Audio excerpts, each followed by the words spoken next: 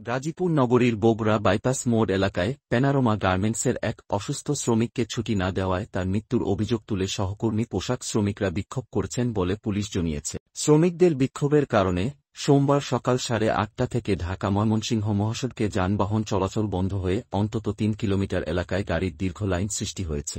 গাজীপুর মহানগর পুলিশের ADC traffic Ashok Kumar Pal বলেন, যতদূর জানতে পেরেছি বাইপাস মোড় এলাকার প্যানারোমা গার্মেন্টসের এক শ্রমিক রোববার অসুস্থ হয়ে পড়েন।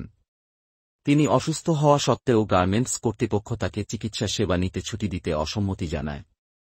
পরে তিনি মারাও যান। এ খবর শ্রমিকদের মাঝে ছড়িয়ে পড়লে সোমবার সকালে তারা বিক্ষোভ শুরু করে। তিনি বলেন, এক পর্যায়ে শ্রমিকরা ঢাকা ময়মনসিংহ মহাসড়কে অবস্থান নিলে ওই পথে যানবাহন চলাচল বন্ধ হয়ে যায়।